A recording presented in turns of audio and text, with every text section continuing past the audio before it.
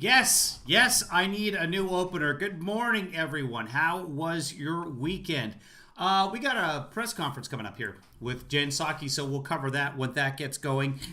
Typically, it's a few minutes behind. It is not anywhere near as behind as they were on the Trump administration on a regular basis. I am your host. I am your Kevinly father, Kevin Williams.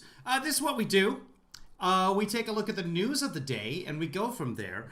We got a couple of things that have been happening. I had to reboot my computer, so we're just running a couple of minutes behind, but we're not, because the presser hasn't started yet. Let me pull up the Caspan and see what's going on there. So, okay, I just pulled up the calculator on my computer for some reason. If anybody needs some calculation done, that is why I'm here. And I'm getting a call. It kind of... I'm going to decline it. It's a name that's in my phone, a contact that's in my phone, but I don't recognize it. Does that make sense? So, no, it's not. It may not be a contact in my phone. Somebody named Alex Arena. So it could just be a random spam call, because I get spam calls all day long, and they're usually from, I'm sure you guys too, they're usually from my area code, but they're just random names, Joe Schmo or whatever. This one said Alex Arena, so I'm like, is that someone named Alex Arena, or is that somebody that I know named Alex who is somehow associated with one of the arenas where I play hockey? I don't know, but I don't think I know anyone named Alex who's associated with an arena. So, it's a wonderful story. Has anyone heard from Sean? Nope, have not heard from Sean. I hope he's doing well. Let's go on here, and C-SPAN already has the feed up. Let's see if anything is happening with it. Let me hit play, and we'll go from there. Give me just a second. Capitol, and have lived here many years, and was sitting there watching with my mouth hanging open. Where is the law enforcement? Where is it? Now, Capitol Police does answer to the United States Congress.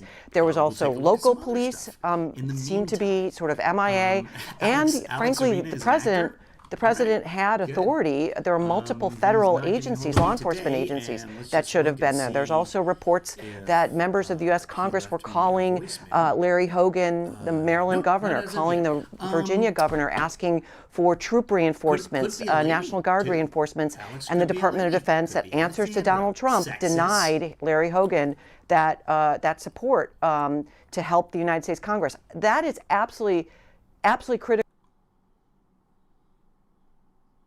Okay, did that fix that? Oh, C-SPAN is broadcasting something else, and I apologize for that. So C-SPAN was doing something in the background there. How to read the Constitution and why. Speaking of why, here we go. You all at the top. The president and his entire administration are continuing to engage closely with leaders on Capitol Hill about the need to act quickly on the American Rescue Plan so we can finish the job of getting $2,000 checks out to Americans, so we can get more vaccines in the arms of Americans, so we can get economic relief to families facing eviction or food insecurity, and so we can help reopen schools safely. We're encouraged that both Speaker Pelosi and Majority Leader Schumer are in full agreement about the need to move swiftly on the president's proposal, and the committee markups we'll see throughout the week are evidence of Congress acting on that expeditiously. Our expectation is that this week's House markups will track closely with what the president has proposed, but there will, of course, be adjustments to strengthen the bill and tweaks as a result of the legislative process, which he's quite familiar with, having served there for 36 years, which is exactly how the process is supposed to work. We're also going to continue to make the case directly to the American people about the urgency of getting this package across the finish line, including through national and local TV and radio interviews, engagement with hundreds of mayors and county elected officials, consultations with stakeholders across the political spectrum, from labor and rural leaders to the faith community. Here's a quick overview. A number of you have asked about this. Okay, we're going to switch over to another feed here. We're going to bring up CNN on this, so hold on. And here we go. Or bipartisan groups. And you can expect that the president will engage throughout the course of this week with a range of stakeholders, including business leaders, mayors and governors. And as we've discussed before, this message is resonating. Poll after poll show a bipartisan majority of the American people in support of the president's plan. A couple of other quick updates for all of you. Many folks likely noticed, if you all watched the Super Bowl, the President and the First Lady yesterday appeared in a PSA that aired during the pregame show, thanking healthcare workers and addressing the importance of continuing to wear masks and getting vaccinations when it's your turn. This is a good example of how you can expect the White House in the coming months to reach out with critical public health messaging as part of an education campaign, meeting Americans where they are, on their couches, watching the Super Bowl for yesterday, and communicating about the important mitigation steps people can take. Many of you also know, last night during the Super Bowl, President Biden called service members to thank them for their courage, dedication, and service to our nation. He first called troops with Resolute Support Mission in Kabul. Did everybody watch the Super Bowl? Did anybody enjoy the Super Bowl? I really didn't want Tom Brady to win. I saw a tweet this morning that sort of summed that all up. Tom Brady is a Trump supporter, by the way. At least he was involved with him in 2016. I don't know if he still supports Trump, but I haven't heard anything to the contrary. And Trump certainly espouses Brady as one of his friends. So I was rooting for Kansas City, but honestly, I didn't really care. There wasn't really a commercial. There was maybe one commercial that I laughed at. There was another commercial. So the one with the... Do you guys want to talk about the Super Bowl and the commercials? We can do that. Well, you know what? We'll do that after this. Let's go ahead with this. At some point, when she's done talking, remind me to run to the scale and weigh myself while you guys talk amongst yourselves, because I want to experiment with something. And then it was in the bottom. For those of you who didn't watch the Super Bowl, in terms of a football game, it was a terrible game. It was never in question. After about 5 minutes into the game, it was absolutely brutal, and Kansas City played terribly. That being said, Tampa Bay played very, very well, and Brady played one hell of a game, as did Gronk. I'm a big Gronkowski fan. It's called Gronk. Huge tight end. He's 7'9" or something like that. And he came out of retirement. He retired for a year, came out of retirement to come back and play in Tampa Bay with Brady. They played together for years and years up in New England. Anyway, so I was happy for Gronk. And with Tom Brady, it's like, you got 6 Super Bowls already. Do you really need it? Greatest quarterback of all time. I don't think you can argue that. I mean, you can. And who cares? Here we go. I'm not happy about that because I spent a day with Joe Montana, and he was very nice to me, and we had some good times. Yeah, Tom Brady is absolutely amazing. USS Nimitz. He then shared via ship broadcasts and message to the nearly 5,000 sailors and Marines. Hold on, pausing people. Congratulations, David Mickelson, on being first. Who comprised the USS Nimitz crew. With that, let's get to your questions. Go ahead. Thanks, Jen. I have 2. The first is on your favorite topic, impeachment. Does the president have plans to watch any of the trial this week? And does the White House prefer a speedy impeachment trial, or would the president prefer a full airing of the violence at the Capitol and Trump's role in inciting it through things like live witnesses? Well, first, the president himself would tell you that we keep him pretty busy, and he has a full schedule this week, which we will continue to keep you abreast of. And as soon as we... How refreshing. Well, actually, the president does a lot of work, doesn't have a lot of time for watching TV. What? We have more details, but we've already announced his plans to go visit the NIH, to go visit the Department of Defense. As I noted, he will be engaging with business leaders, mayors, and governors, and of course, continuing to make the case and have conversations with Democrats and Republicans directly about his hopes and plans for the American Rescue Plan moving forward as quickly as possible. So I think it's clear from his schedule and from his intention, he will not spend too much time watching the proceedings of any time over the course of this week. He will remain closely in touch with Speaker Pelosi, Leader Schumer, a range of officials on the Hill about his plan, and that's exactly what they want him to do, is to remain focused on that. And he will leave the pace and the process and the mechanics of the impeachment proceedings up to members of Congress. President Biden said there's no need for Trump to receive intelligence briefings. Has Trump requested any? Has he received any? And is that the official decision, or who is? Can you guys hear the reporters, by the way? They're a little bit softer than Jen, obviously, because they're not on hot mic. But if you can't, let me know and I'll translate for you. That decision left up to? Well, the president said when asked that there was no need for him to receive them, and he referenced, of course, his erratic behavior, which I think many Americans would agree with him on.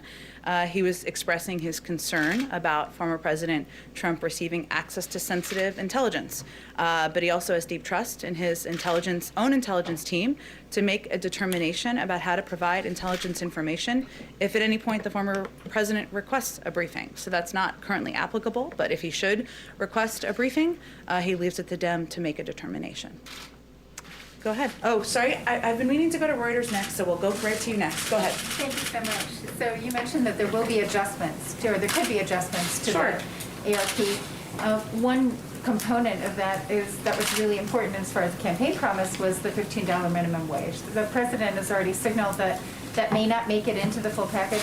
How important is that measure still to the White House, and how will you get it done? And then also the other thing that came up this weekend is looking at tweaking the level of who gets the stimulus checks. And Janet Yellen mentioned 60,000. Can you explain who gets left out, right? You know, if you get the 60, who is between the 60,000 and the 75,000? Sure. Well, in the first question, the president remains firmly committed to raising the minimum wage to $15. That's why he put it in his first legislative proposal. Okay, I guess the reporters are kind of soft on today's broadcast. If there's something that she doesn't, typically with the answering of the question, you can figure out what the question was. If it seems to me like there's something or you guys don't understand, like what is she talking about, then I'll try and cover it. Proposal, and he believes that any American who is working a full-time job trying to make ends meet should not be at the poverty level, and it's important to him that the minimum wage is raised. What kind of crazy liberal talk is that? If you work full-time, you shouldn't be in so-called poverty? He was referring... I don't know what's happening in the world anymore, guys. This weekend to, as you noted in your question, the parliamentary process. Obviously, it's the most likely path at this point is through a reconciliation process. There is a parliamentarian who will make decisions about what can end up in a final package. And that was certainly what he was referencing in his comments.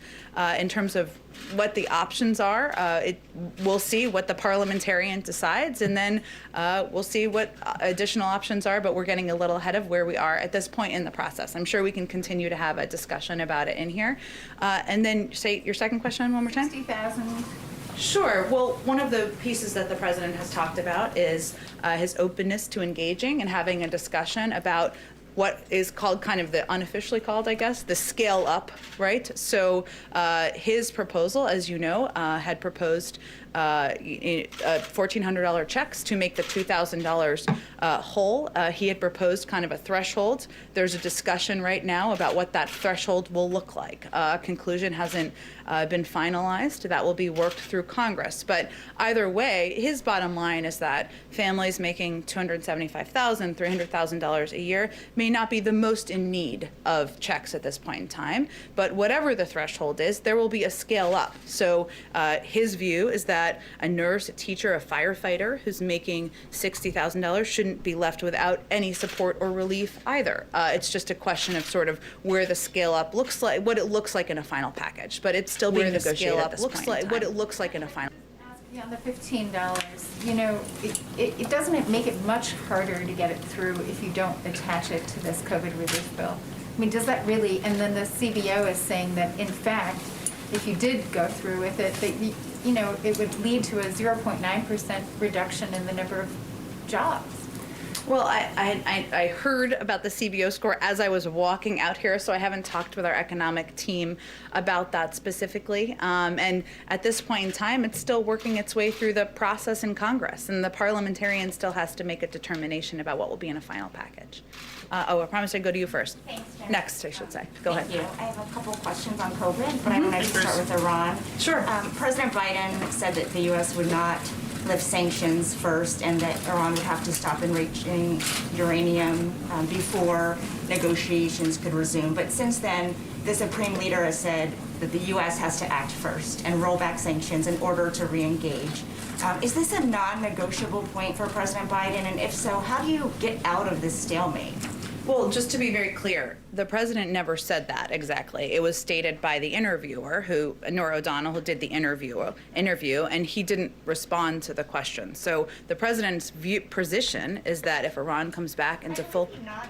I think if we were announcing a major policy change, we would do it in a different way than a slight head nod. But overall, his position remains exactly what it has been, which is that if Iran comes into full compliance with its obligations under the JCPOA, the United States would do the same and then use that as a platform to I will have to go back and watch that interview because I did not watch it. Build a larger and stronger agreement that also addresses other areas of concern. And that would, of course, be done with our P5+1 partners, as it was done when we were putting together the JCPOA in the first place. So what's the response to Iran's argument that it was actually the U.S. that violated the JCPOA by abandoning it, and therefore it's the U.S.'s burden to re-engage? Well, those were actions of the former administration, as you know, and President Biden, of course, was a part of an administration that were advocating for the plan to be put together to begin with. But I think his position, the position of our national security team, and the position that he's been in discussion with our partners about, or I should say conveying to our partners, is that it's really up to Iran to come back into full compliance and with its obligations under the JCPOA, and at that point, we could move the discussion forward. Thank you. And on Sure. COVID, can you talk about the concrete steps the administration is doing to target and stop the spread of the variants we keep hearing about? Does that include surging vaccines to areas impacted like South Florida or California with the B117 strain? Well, I know for those of you, and I know we had a lot of briefings today, who had the opportunity to participate in the briefing with some of our medical and health experts. They talked about the importance of not only vaccination, getting the vaccine when you're eligible, that is a protective step, obviously, and also abiding.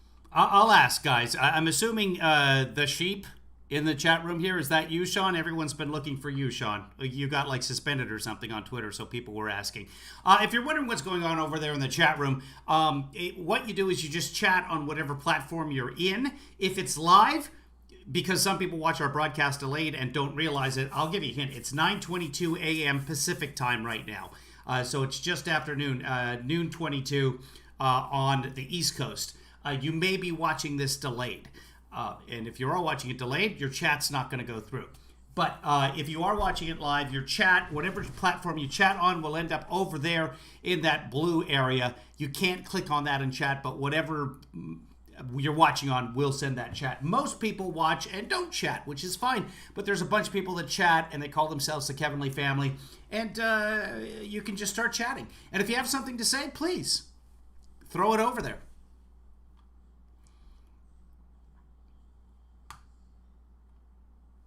By a number of the mitigation steps that our health experts have recommended, but beyond that, I'm not going to go beyond the advice of our health and medical experts at this point in time.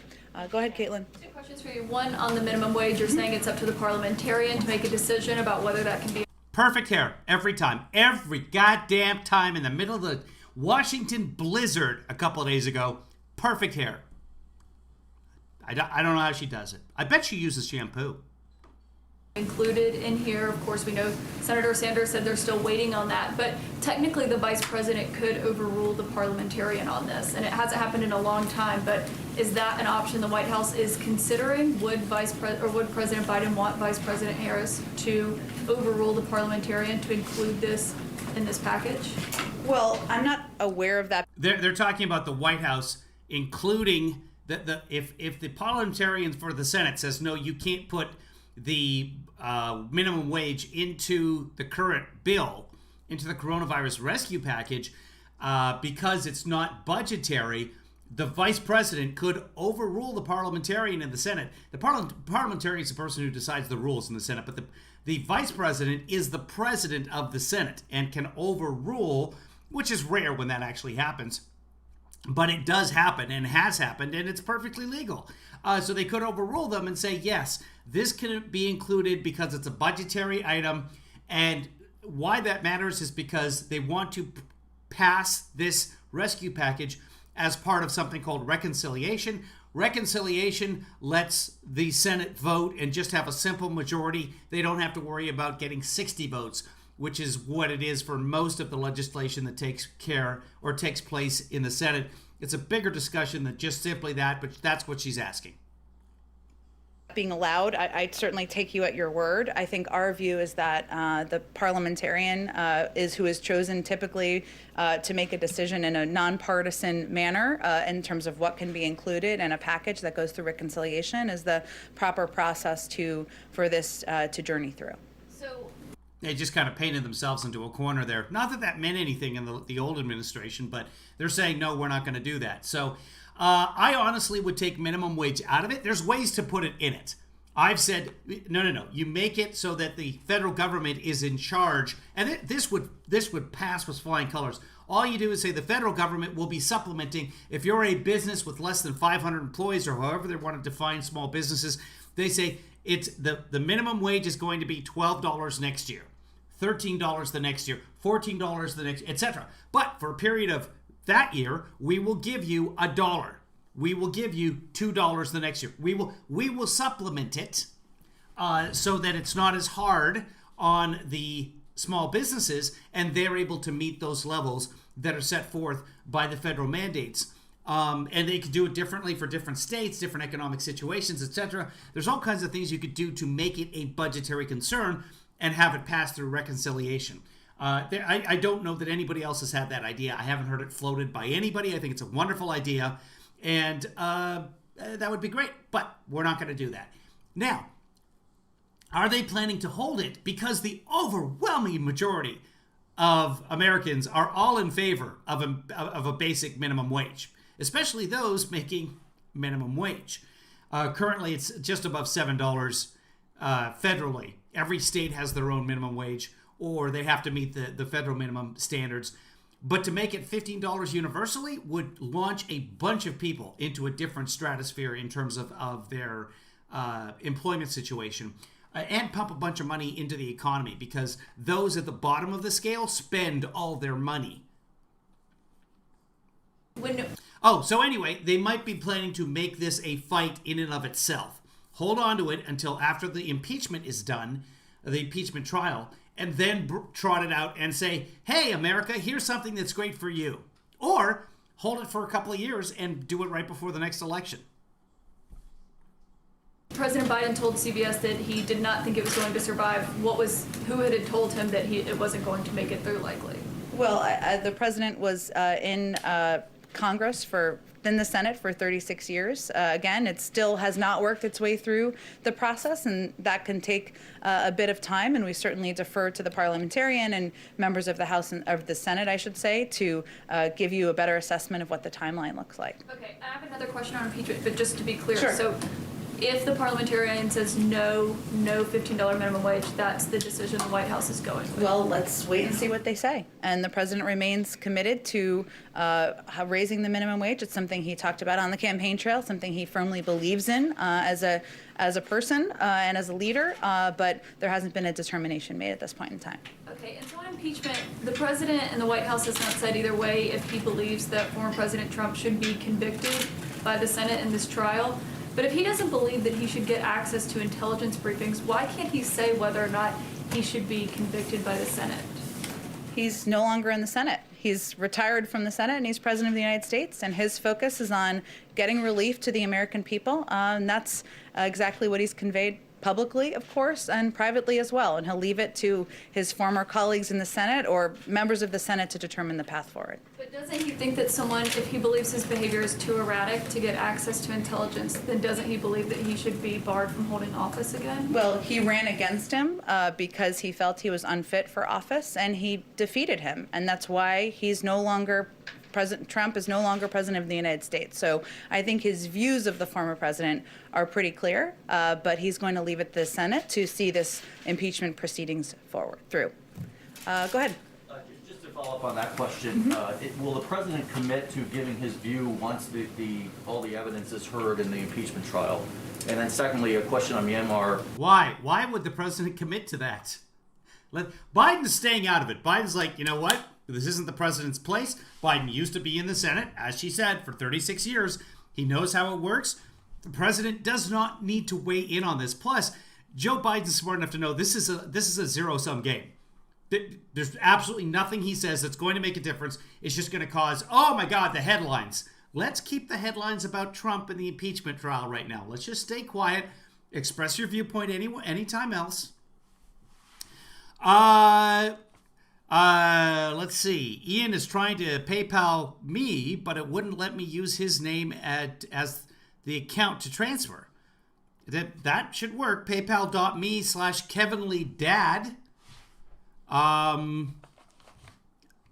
Ian, you can try Venmo, or I don't know. I do not know why it's not working. I have received PayPals from several of you, especially since YouTube demonetized me last week. Which we'll talk about another time. But thank you very much, Ian, for trying. If you can't accomplish it, but that's fine, too. I really appreciate it. I truly do. I'm going to give you a ding for trying. There you go.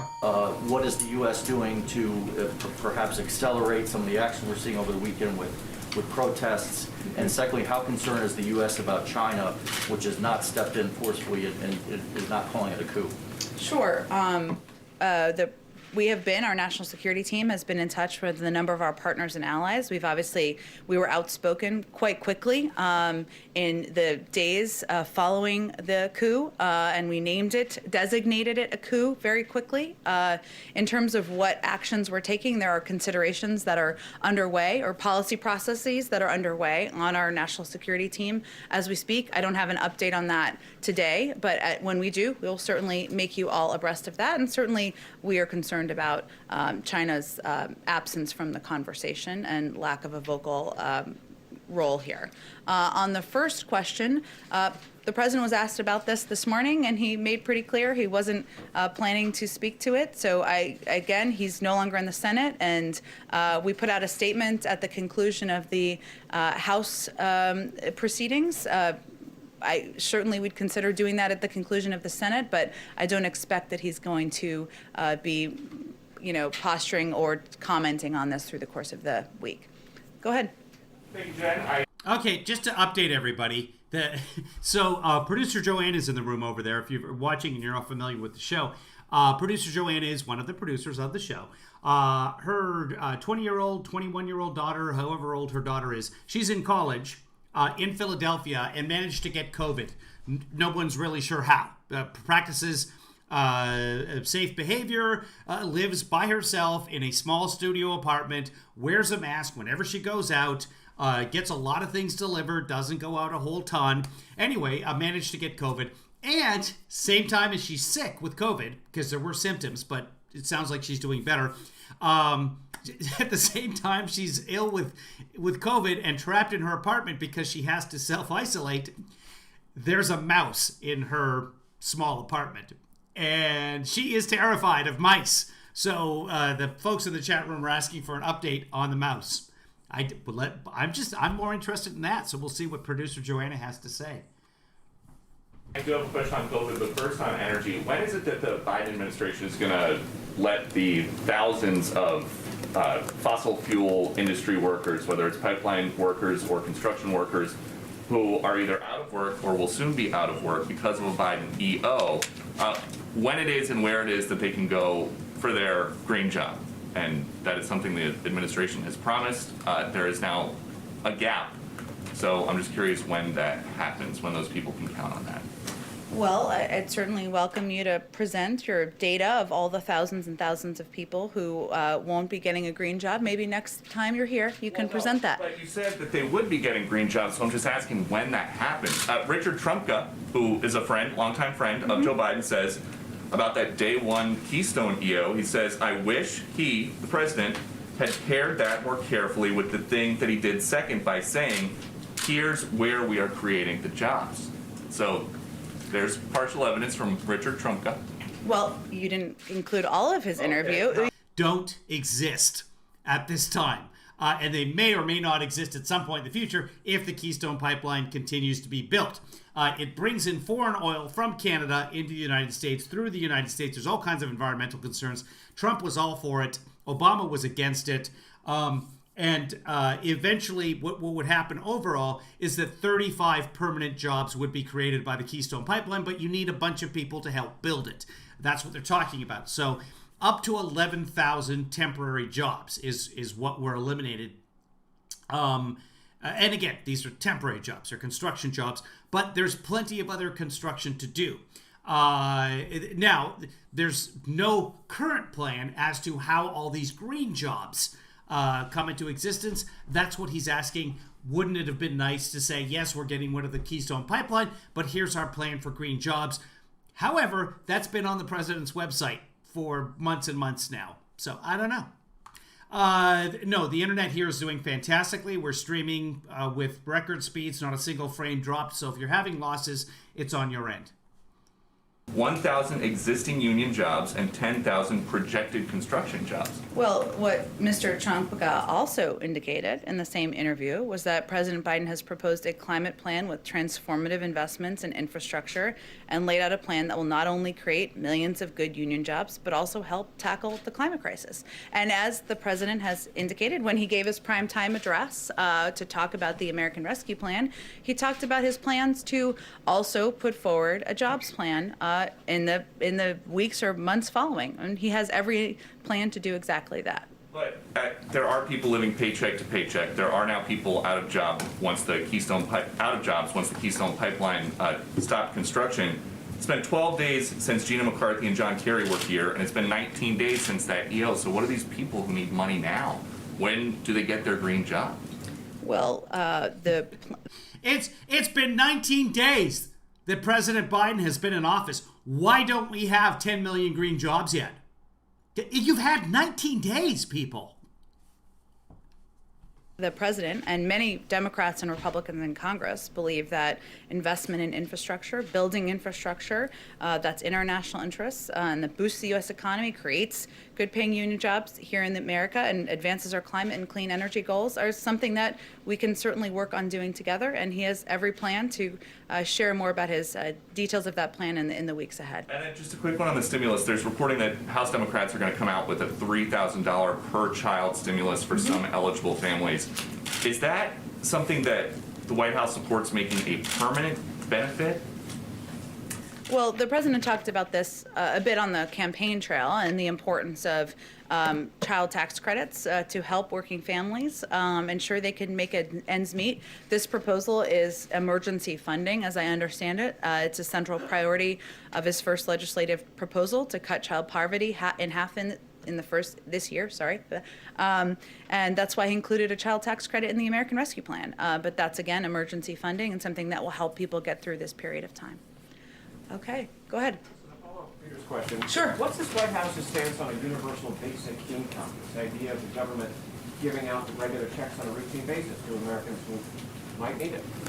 I know that's been proposed by a number of... It's a question about a universal basic income for, hey Goldie, for Americans in the very lowest tax bracket, saying, everybody needs to make at least this much money a month. Here's $1,000 a month. Here's $500 per child. Here's $200. Whatever it is, money coming from the government, which a lot of governments do.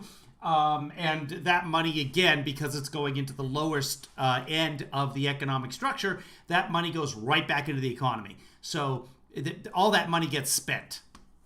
But there's no specific plans that I know about a universal basic income at this point. Let's hear what Jen has to say. people, including some on the presidential campaign trail. I don't have anything more for you on it. I'm happy to check with our economic team if that's something that they're looking at all. As a corollary to it, do you agree with the need that many on the Hill, and not just Democrats, are expressing that there ought to be these enormous, well, no, I won't say enormous, but $3,000 or $4,000 per child checks for families right now?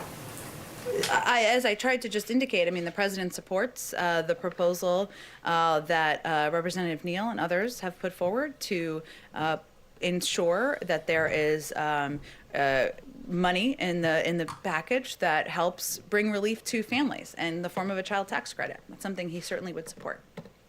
Go ahead.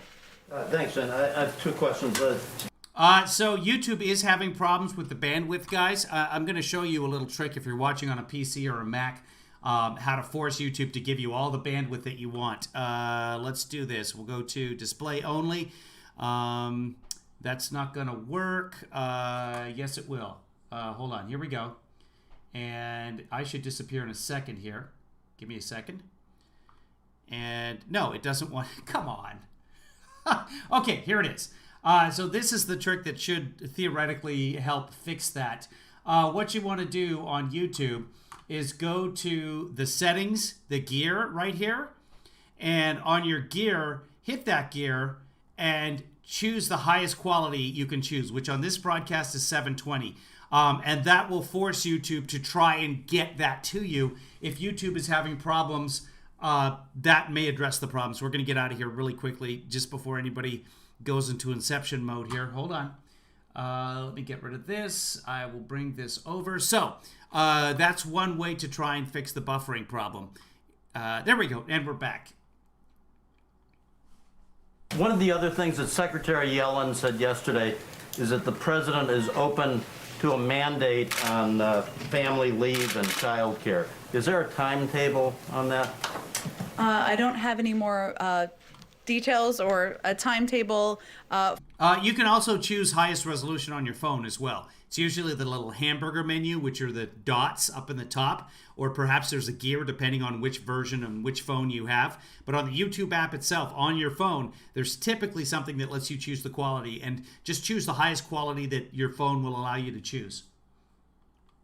For you, certainly as a father himself, this is an issue that he has spoken about in the past, but I don't have any more details at this point in time. And also, yesterday, did the president or did the White House have any concern about what we all saw on TV from Tampa about the thousands of people out celebrating and without masks? Any concern there? Certainly. I mean, the president, I haven't spoken with him specifically about the events of this weekend, but, you know, he did a PSA yesterday with Dr. Biden, making clear that social distancing, that mask wearing, that getting the vaccine when you have the opportunity to get the vaccine are vital steps to keeping more Americans safe and saving more lives. And certainly, we know the Super Bowl looked not like different from what it has in the past, and he also conveyed that he's hopeful that next year will be a moment where everybody can celebrate and party. But he is, of course, concerned when there are pictures and photos, we all are, that show many people without masks in close distance with one another at the height of a pandemic. Go ahead. John, I have two questions. First, President Biden said in the CBS interview that he hadn't spoken to President Xi yet because he hadn't had an occasion to talk to him. There's no reason not to call him. But has there been, is it actually part of the strategy to not call him yet and to hold off on that in hopes of kind of sending a message to China that you know, President Biden is not going to, you know, try to work, you know, really hard to curry favor? Is there something happening there? Well, part of our strategy is to consult closely with our partners and allies, and you saw we did readouts of these calls over the past week or so that the president spoke with the Prime Minister of Japan, he spoke with the Prime Minister of South Korea, he spoke with the Prime Minister of Australia, And China was, of course, an important topic of conversation during those conversations. He also discussed China in calls with his European allies thus far. So part of our strategy is certainly engaging with partners in the region and allies and doing those calls and engagements first, and also having consultations with Democrats and Republicans on Capitol Hill. I know I can't say this forever, but we've only been here 2.5 weeks. He has not called every global leader yet. He's not had engagements with all of them, and I'm sure he will do more of that in the weeks ahead. Putin, who is somebody who is not quite an ally. Certainly not. So, yes. And that was more than a week ago at this point. So, yes, but he had that conversation in part because there was a timeline for New START and the deadline that was approaching with New START. And during that conversation, he made very clear that there are significant concerns the administration has about the reported actions of the Russian government. But for the most part, his other calls have been with partners and allies in the region, in Asia, and in Europe as well, at this point in time. And then on something else, Ron Klain said on January 21st that the administration was going to try to build what he described as a national clearinghouse for information about the COVID vaccine. Is something like that being built in the administration? And if so, how long do you think that's going to take? I think people are really struggling to find information about their state, their county, and yes. There's just so much difficulty in the vaccination process. You're right. There's a great deal of confusion, and one of the focuses we have had is trying to alleviate that confusion, and part of that has been through working with governors and local elected officials. One of their biggest requests has been to have more of a heads up on how much vaccine supply there would be. Of course, to increase vaccine supply, we've worked to do both, to ensure that there's through planning time for vaccine allocation, increases in allotments as supply allows, and of course, deploying government resources to sites where they are needed. We're looking at a host of measures that could help us achieve our goal, of course, of getting 100 million vaccines in the arms of Americans in the first 100 days, and also ensuring that we're reaching communities where there are higher levels of vaccine hesitancy. But the president has directed his team to use whatever tools and resources necessary to get the job done. So there are a range of options under consideration, but I don't have any updates for you on that particular proposal. Certainly, a lot of people would love that, but we're looking to prioritize how we can be most impactful as quickly as possible, and working with states and governors to make those determinations. Go ahead, Ann. Thank you. Back on impeachment, you mentioned that the president will be in close contact with Senator Schumer. Do you expect that to be daily? Have they spoken since he's gotten back from Delaware? Will that be a regular way that the president is briefed on the progress of the impeachment trial? I don't expect that would be a primary topic. I actually expect it would be more about the American Rescue Plan and progress being made on that front. There are, of course, markups happening this week, more on the House side, and the president has remained in close touch with Speaker Pelosi and Leader Schumer very regularly over the course of the last few weeks, and I expect that would continue. Do you expect that they will have any strategy discussions at all as the trial is unfolding?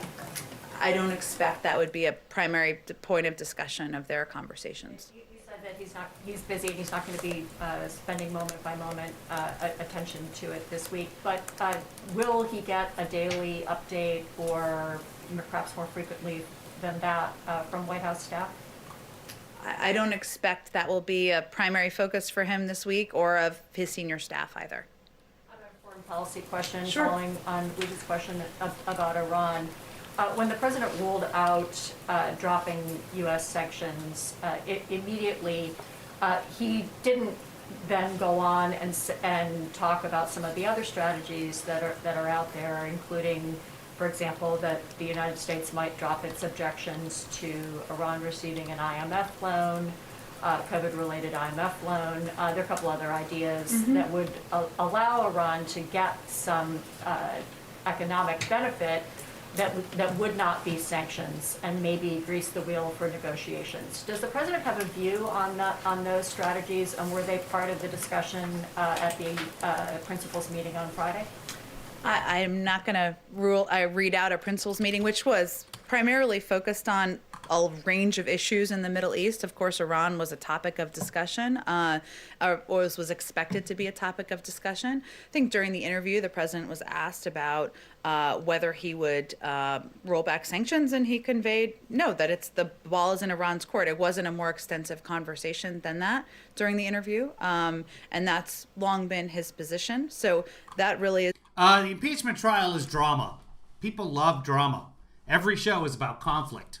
So, yeah, of course we're going to talk about the impeachment trial. Ian, check your DMs. I just sent you the email address for the PayPal. Thank you very much for the effort. Is the next step in terms of engagement. I got things to do, so that's on my list as well, to put like a QR code or something so it makes it easier for you guys to get me the PayPal, and I appreciate that. Thank you very much. Here's some dings.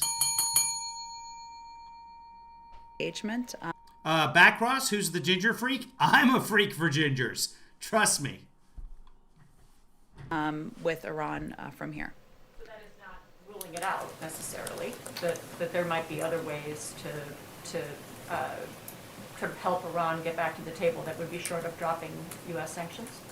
Well, again, I think his view is that the ball is in Iran's court to come back into full compliance with the JCPOA, and that would be the basis for the United States doing the same, and then using that as a platform to build a longer and stronger agreement. But that is really the next step, in his view, in the process. I have one more very quickly on the post office, if I could. On-time first-class mail delivery dropped to 38% in December of this year from 92% the year before. Does the president have a view on whether the Postmaster General should keep his job, and if he would like to see the Postmaster General removed, would he move to change the makeup of the governing board that could make that happen? Well, as I understand it, there are a number of openings right now on the governing board of the post office, or vacancies, I should say, that would, of course, work their way through a personnel process. I don't think I have anything more on this for you, but I can follow up with our team and see what more we can report out. Go ahead. Back on the subject of the COVID checks, Bernie Sanders said it would be absurd to lower the threshold, the income threshold, and some other Democrats have raised the prospect that doing so could lead to a political backlash, given voters in Georgia were explicitly promised this aid by the president, and they didn't really have any reason to believe that fewer people would qualify for that aid under the Democrats' plan.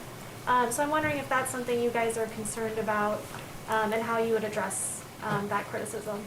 Well, the president proposed the $1,400 checks to plus $600 is, of course, $2,000, because he felt it was important and vital to get that direct relief to as many Americans as possible and target that relief to the Americans who need help the most. And that's how his original plan and proposal was designed. He's also said, and I've said many times from here, that the final plan will look different from what the plan he proposed in his joint session address. It's still working its way through Congress, and I don't think a conclusion has been made yet on the exact level of targeting. And when it does, we're happy to have a conversation about that. But part of this is an opportunity for members of both parties and members who are across the political spectrum, of course, even in the Democratic Party, to weigh in on what the path forward.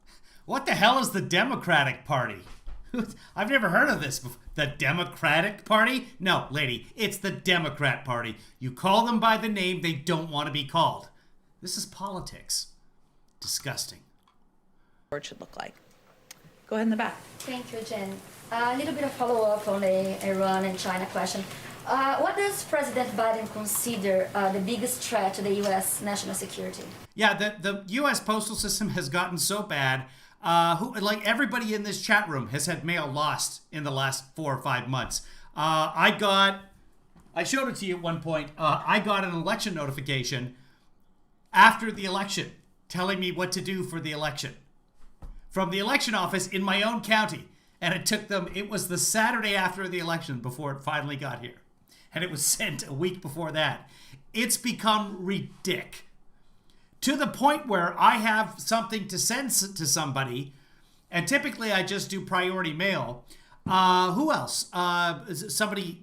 Oh, yeah, that's right. Remember producer Joanna If you're still listening, producer Joanna, you sent what, a box to your daughter? Not a COVID box, but it took, I don't know. It was weeks. They'd given up on it. People have sent checks that have disappeared. My check, my rent refund check, months ago was sent and then eventually ended up at Warby Parker in Indiana. You know, the eyeglass people.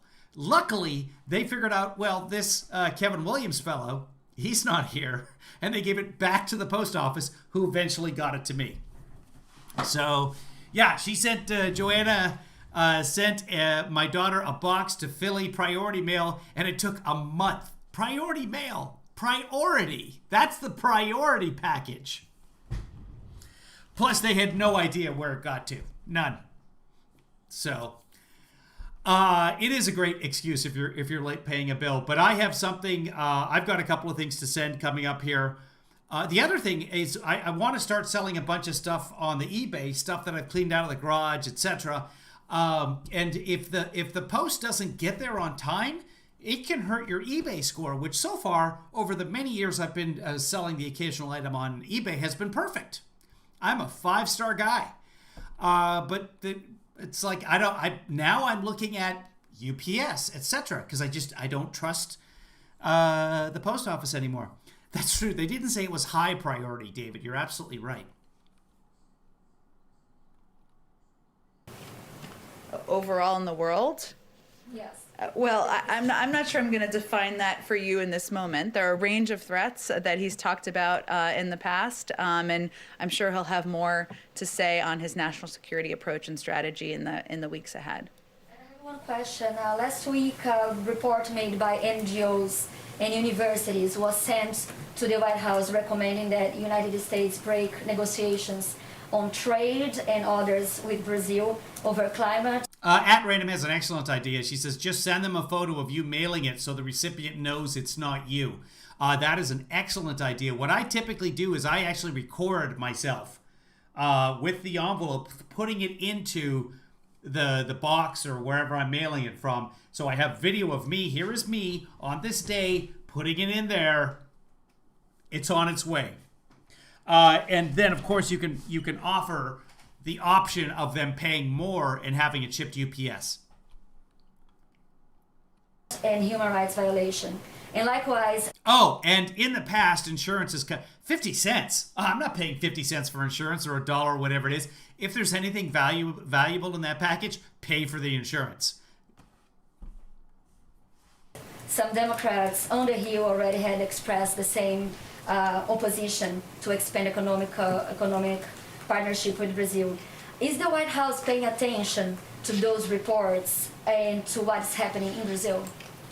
Oh, we certainly are paying close attention to what is happening in Brazil. Obviously, we share a vibrant partnership that spans 2 centuries of mutual interest and shared values. And we have even announced in recent days, on February 5th, the United States government through USAID announced it has delivered an additional $1.5 million in emergency COVID response in Brazil.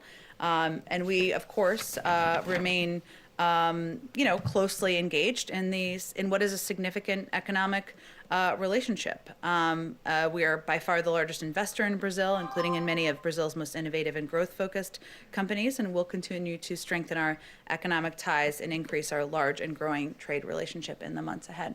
But Jen, the policies of the Brazilian president and President Biden on many issues, climate, gay rights, other ones, are very different. Mm-hmm. How can they work together? Well, just as is true in many of our relationships, we look for opportunities to work together on issues where there is joint national interest, and obviously there's a significant economic relationship, and we will not hold back on areas where we disagree, whether it's climate or human rights or otherwise. And so that will be the path forward with our relationship with Brazil as well.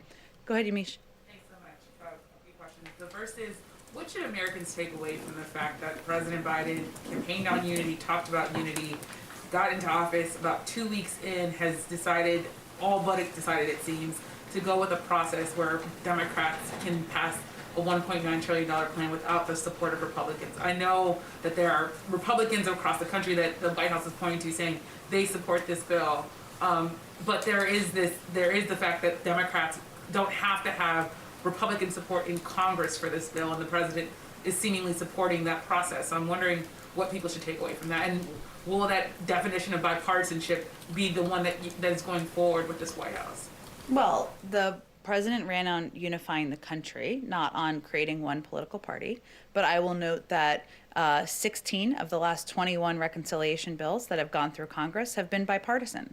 And certainly there's opportunity for Republicans to not only offer amendments as it's going through the House committee process, and then we'll go through the Senate committee process following that, but they will have the opportunity to, of course, vote for a package that the vast majority of the American people support. The president is his first priority is getting relief to the American people. But the vast majority of the public, Democrats, Republicans, independents, are with him in that effort. There's a long history of bipartisan support for reconciliation bills, a parliamentary process. Again, I don't think the American people are particularly worried about how the direct relief gets into their hands. And that if that's the process that it moves forward through, which seems likely at this point, the president would certainly support that.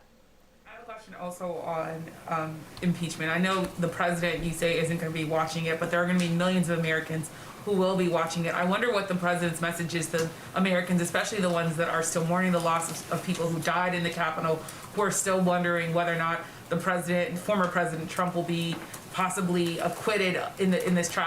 No one's wondering. President Trump will not be convicted in this trial. It's a sham. Not the trial itself, the outcome. Because the Republicans refuse to. Now, who knows? Who knows? Who knows? Come on. And Trump's keeping quiet. They should already have subpoenaed him to testify, by the way. Just for the sake of my show. And you guys. Even if President Biden doesn't want to say whether or not President. Thanks, Sean, for letting me know that about Venmo. But does the Cash App work over there? I know. These are all things I have to address. But thank you very much, Sean. Trump should be convicted. I just wonder if the White House has any message to Americans who are gearing up for what could be a tumultuous and traumatic 2 weeks.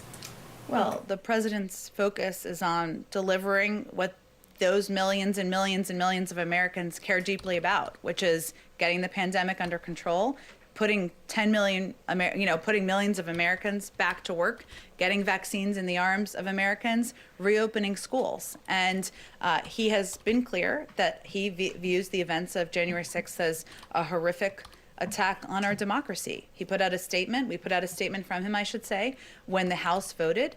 But he's going to leave it to the Senate to determine the path forward here. That doesn't change, and his view is that he was elected to deliver on the promises he made on the campaign trail. So that's what he's going to keep his focus on in the weeks ahead. Go ahead. Oh, go ahead, Yamiche. Saying that the GOP can offer amendments, that doesn't mean. Isn't it so weird? No, you've asked your question. You get one question. You've asked it. Unless it's double time Friday. Next. No. All right, that's it. I'm leaving. Yeah, oh, sorry, you had another question? Please, go ahead. They have to listen to them or accept them. So I wonder then if Republicans have to just accept what the Democrats have approved. I just wonder if you could talk a bit more about this definition of bipartisanship, because there is this. I know you're saying that Democrats and are giving Republicans the opportunity, but there's still this idea that Democrats are in 2 weeks in are going it alone. Well, again, 16 of 21 reconciliation bills in the past have received bipartisan support. And the ideas in this package, the proposals in this package have broad support from Democrats, Republicans, and independents across the country. So I would pose the question back to Republicans. Why aren't you supporting what the vast majority of the public supports? There you go. I'll leave it at that. Go ahead. Oh, sure, go ahead. Completely it's okay. But we can switch. Yeah, another question. It's happy hour with Yamiche. Please, Yamiche, ask away. What do you do with your hair? Is that shampoo and conditioner in one? Because I have the heart. Topic? It's mine. Go ahead. A completely different topic, which is Defense Secretary Lloyd Austin wrote his first memo on January 23rd that the president had ordered a 90-day commission to pursue solutions to sexual assault in the military. I'm wondering if you could talk a little bit about if that's a White House commission, a defense commission, who picks the commissioners, anything more you can say about that commission that's supposed to be looking at sexual assault in the military. I believe it's a commission at the Department of Defense. It's certainly an initiative the President of the United States supports, but I would send you to the Department of Defense for more specifics about the timeline and membership. Go ahead. With some of the crises that the nation has faced in recent months, you've got COVID, more than 400,000 Americans dead, January 6th, the attack on American democracy. There have been calls for a 9/11 style commission to write the official histories of those events. Is that something the president would support? Of the COVID commission? Or 9/11. I'm sorry, or January 6th, rather. A determination of that kind would be made by Sean, send it to yourkevinlyfather@gmail.com. Congress, as you well know, and his focus at this point in time is on addressing the crisis in this moment, right? Which is ensuring that more Americans get shots in their arms, that we are getting the pandemic under control. There has been a report by HHS looking at the prior administration's handling of the COVID crisis, and we've also not held back in areas where we felt that it was handled in a way that impacted the lives of millions. But at this point in time, our focus is really on getting the pandemic under control, and we'll leave that decision up to Congress. Go ahead. Two quick ones. One, news of the day. Has President Biden reached out to anybody from the Tampa Bay Buccaneers? And if not, is that something that's going to happen today? It's very exciting, the outcome of the Super Bowl, I guess, if you're a fan of the Buccaneers. But we will be inviting, I don't have an update for if it's happened yet, but I do have an update that we look forward to inviting the Buccaneers as well as the 2020 NBA champions, the Lakers, to the White House when it is COVID safe. But I don't know when that will take place yet. Thank you. And on immigration, there's some new reporting that ICE is going to get some new guidance to no longer focus on deporting illegal immigrants who have been convicted of DUI, simple assault, solicitation, drug-based crimes, among other things. And I'm curious how that is in the interest of public safety. Well, first, it's guidelines that would be put out by the Department of Homeland Security, and I'd certainly send you them. They have a confirmed secretary now, but the priority for the enforcement. I like that I don't know who the confirmed Secretary of Homeland Security is, because I'm sure it's okay. I'm sure it's okay. I'm sure it's fine. And it's been 19 days. Right Size Broadcasting just retweeted some chick saying that 45 has something big planned, says Marcy Grover. So thank you, Marcy. Ian Hartley, thank you very much for the PayPal. If you guys want to send PayPal from outside the United States, I don't know if it works in Canada or not. You can use this PayPal link, and if it's not working, then send it directly to yourkevinlyfather@gmail.com, which I don't like to put into the chat room, Ian, just FYI, because then they try and hack it, which they're not going to because it's double secret probation protected, but they will try. Of immigration laws will be on those who are posing a national security threat, of course, a public safety threat, and on recent arrivals. Nobody is saying that DUIs or assault are acceptable behavior, and those arrested for such activity should be tried and sentenced as appropriate by local law enforcement. But we're talking about the prioritization of who is going to be deported from the country. And more broadly, would this be what Biden was talking about in the debate where he said in the Obama administration they didn't do enough to reform the immigration system because he was just vice president? But by the way, keep in mind, this is Peter Doocy with Fox News. This is perhaps he's one of the most adversarial reporters to President Trump or to the Democrats in the White House Correspondents Association. She's gone back to him. He's already asked questions. Now she's going back to him for further questions. This is just so weird. Meanwhile, if you watch Hannity, they're complaining that all these White House correspondents have been preordained, that she's calling from a list of questions and they know all the questions in advance. That's the storyline there. Meanwhile, she's gone back to Peter Doocy a second time. That if he was president, things would change. Is this the kind of change that he was talking about? Well, I think the kind of change he was talking about was... by the way, I don't know if you guys caught this, but it's so nice to have Joan Oliver back in the scene. So I expect he'll probably have a show this weekend. They didn't do enough to reform the immigration system because he was just vice president, but that if he was president, things would change. Is this the kind of change that he was talking about? Well, I think the kind of change he was talking about was putting forward an immigration bill at a time where modernization of immigration is long overdue, that addresses not only a pathway to citizenship, but puts in place smart security measures and addresses the root causes of these issues in the countries in Central America. So I think that's primarily what he was referring to, but also prioritization, which again would be up to the Department of Homeland Security to ensure our focus is on the individuals who pose the greatest national security threat, is also something he's long supported. Go ahead, Caitlin. Sorry. You seem to be saying this, but I just wanted it to be clear. Thank you, Ian Hartley. I truly appreciate it. Plus the fact that Ian actually did send some money through PayPal. So I'm not worried about it. Again, all my passwords are double, triple protected. And they're all the same thing, just password. So no one's going to figure that out, right? Because you're like, what could this password be? No one's going to think it's just password. Oh, don't tell anybody, by the way. Yeah. Former President Trump has not requested any intelligence briefings, right? Not that I'm aware of, but I would point you to the intelligence community and the ODNI for more specifics. And a follow-up on that, why is there a reason Morgan Muir is no longer leading President Biden's daily intelligence briefings? I believe he's overseeing the process of preparing materials, but I don't have any more details. I'd point you to ODNI on that as well. Okay, so there's no reason you know that he's not... ODNI is the Office of Director of National Intelligence. That's the person who sort of wrangles all of the different intelligence agencies, and then one of their jobs is presenting the PDB, which is the Presidential Peanut Butter and D. I don't know what this D stands for. Leading the in-person briefings. He's assembling the daily brief. He's not leading them in person. Which is a very important role to play and very labor intensive, but I would point you to them. Daily. Presidential daily butter. Peanut butter. Peanut daily daily peanut. I don't. For more specifics on the briefings and who will be providing the briefings. Go ahead. Thanks, Jen. I have two questions. One's a quick follow on impeachment. Sure. Aside from the particulars of this case, does President Biden think it's constitutional to impeach and convict a former president who is no longer... Yes, of course. There's no other way that you could look at impeachment.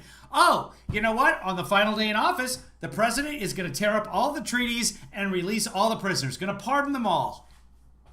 But there's nothing you can do. He's out of office now. Ha-ha, I'm free. I sold the White House for $18. Ha-ha, woohoo, wee. Of course,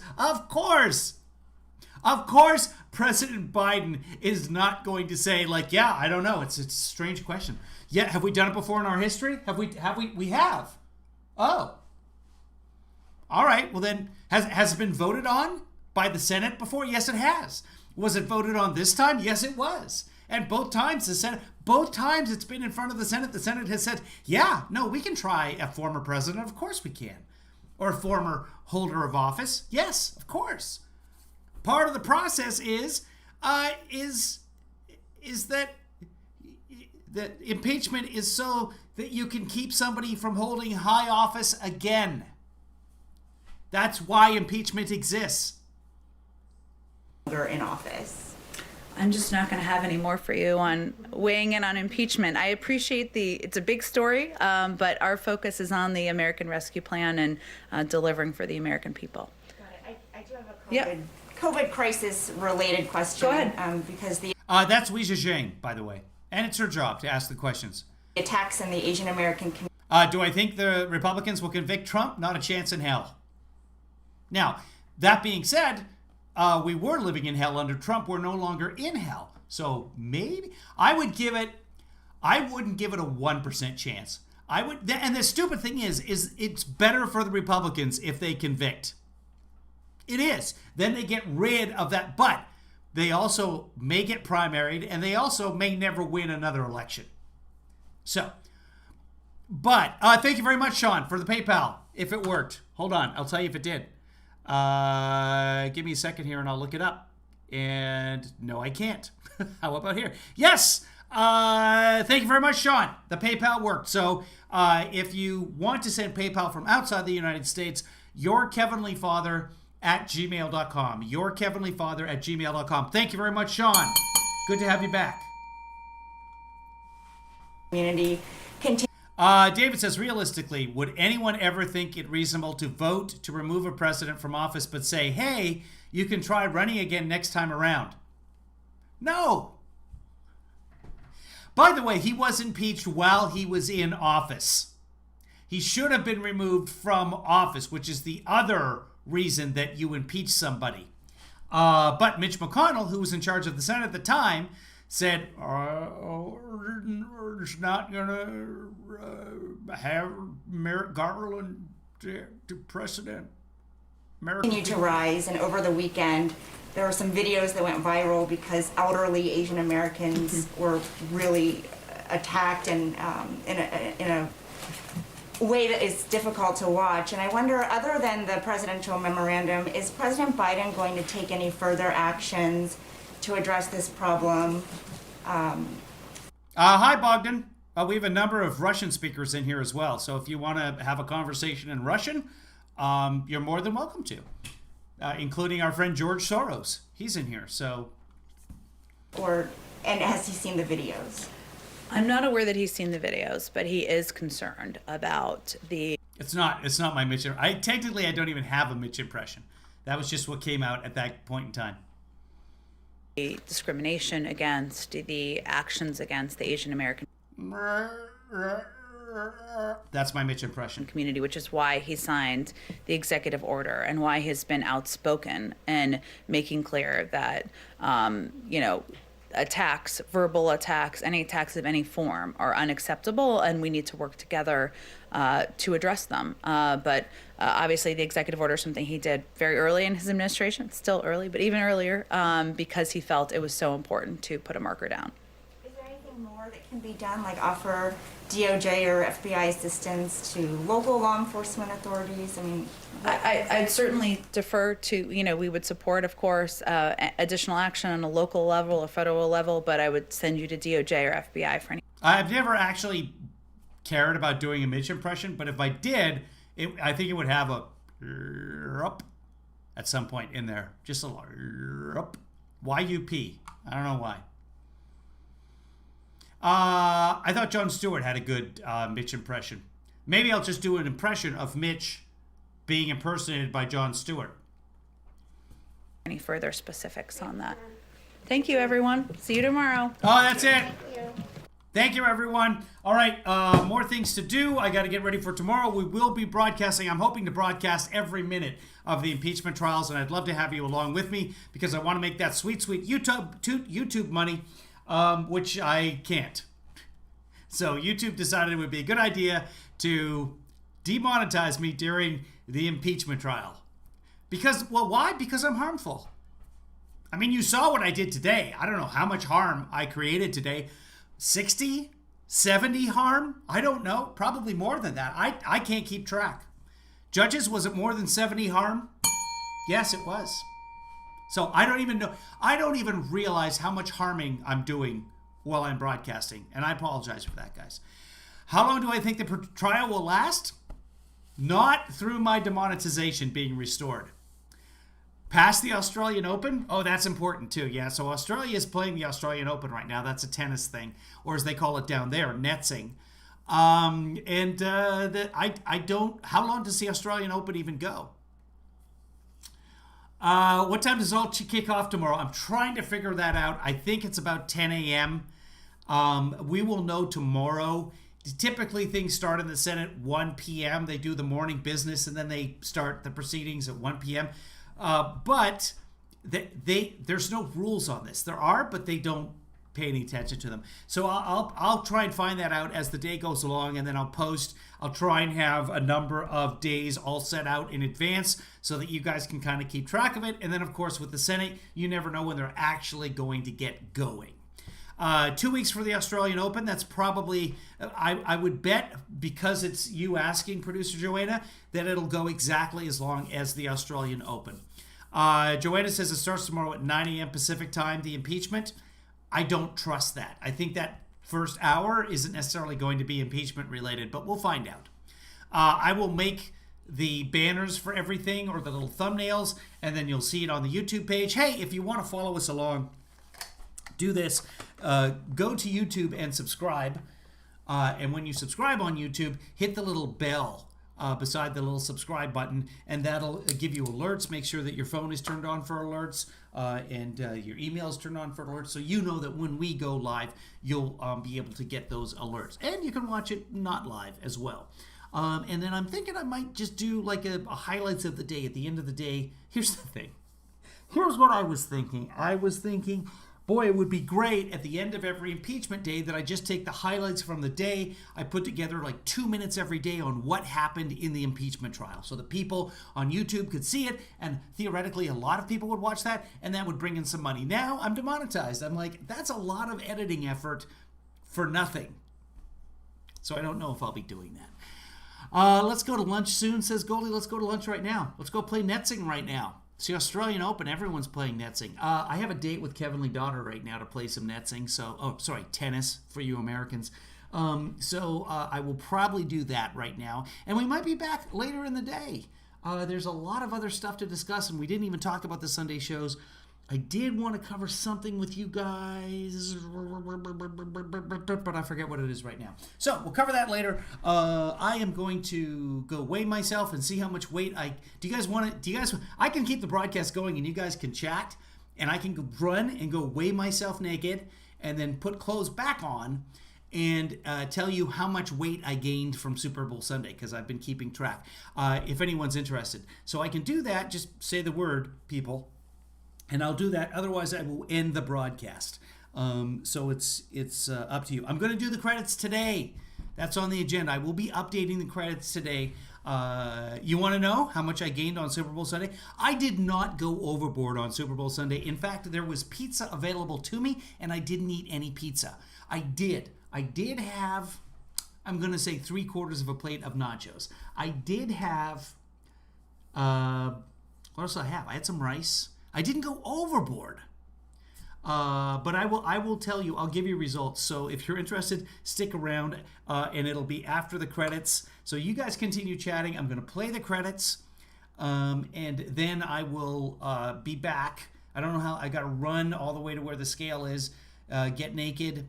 You know what? I won't even bother putting clothes on because I don't want you guys to wait that long.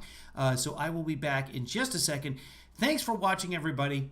The plate was just a normal-sized dinner plate. It wasn't that many nachos. Oh, and I didn't even stack the nachos. It was just a single layer of nachos with some guac.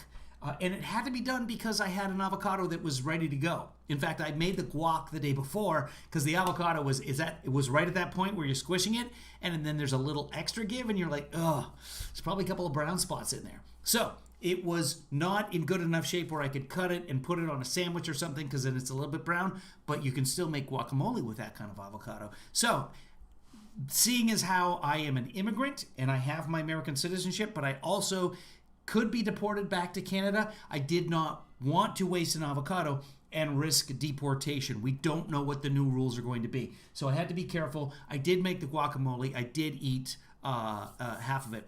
At Random said, yeah, it wasn't fun. I honestly don't know what caused it, but it was short and intense. And afterwards, I was hungry. So definitely not a bug. Not even sure what we're talking about there. Looks like At Random was a little bit under the weather yesterday. So I can talk forever, Goldie. Do not doubt me. You've known me since I was, 17? And I don't think I've stopped talking yet. So here are your credits. Stay tuned. I'll be back after the credits. Oh, don't get food poisoning. That's just a little advice from me.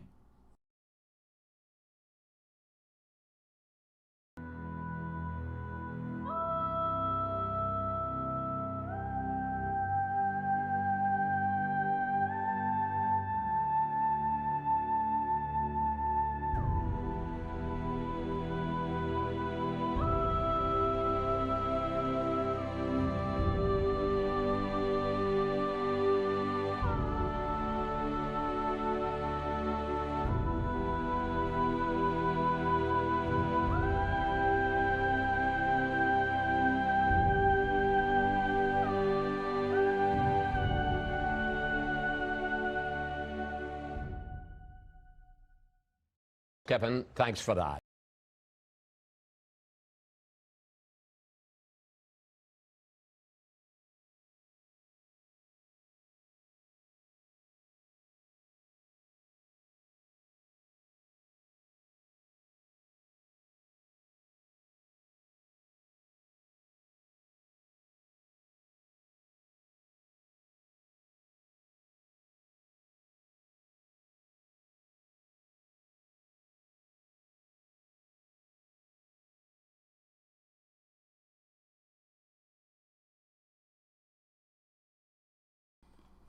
All right, if anyone's still here, I have the results of my weighing myself.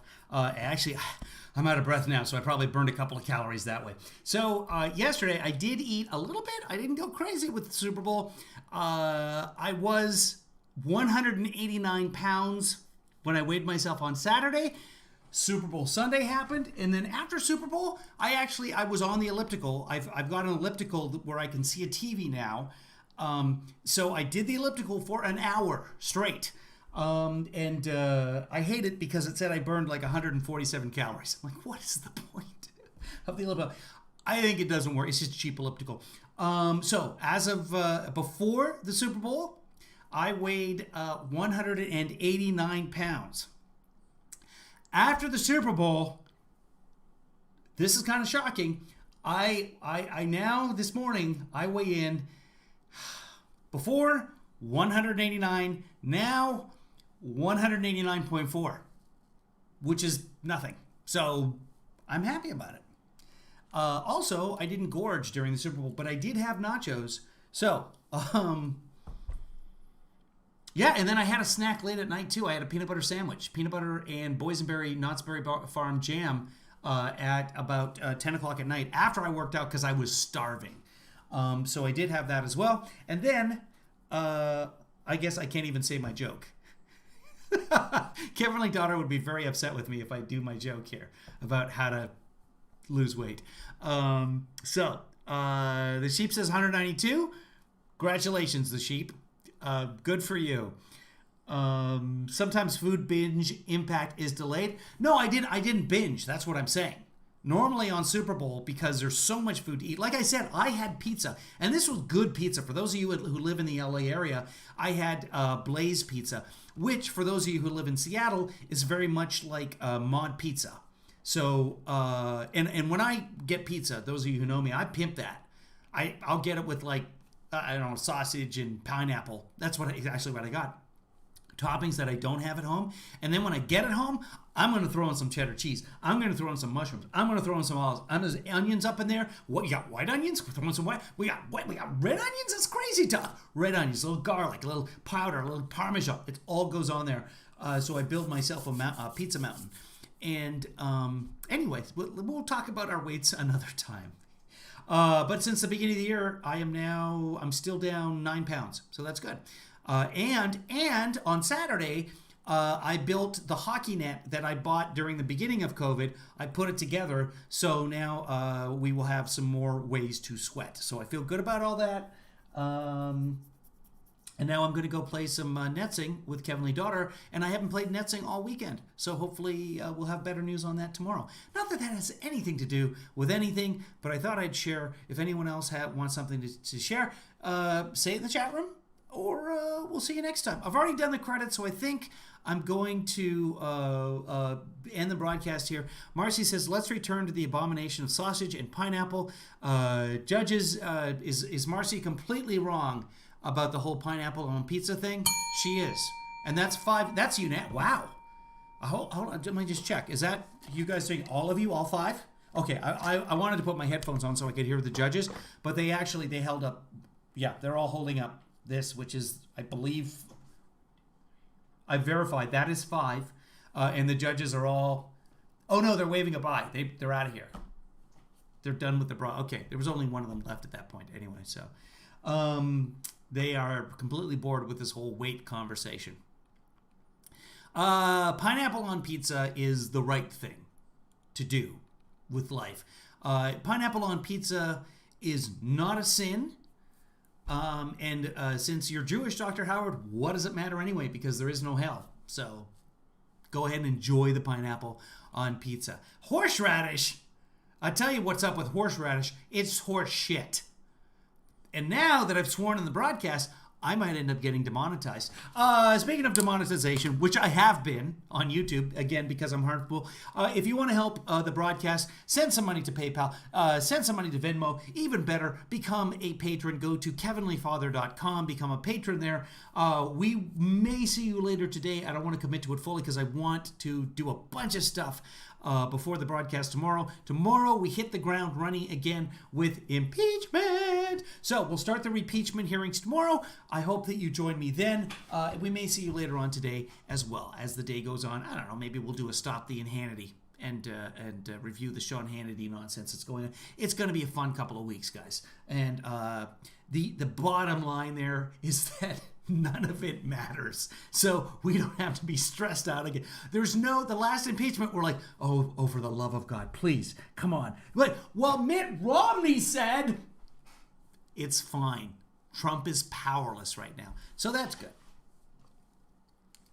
Guys, it's been a pleasure. We're going to end the broadcast now in 3, 2, whenever I hit the button. Here we go. We'll see you later. Bye. Bye.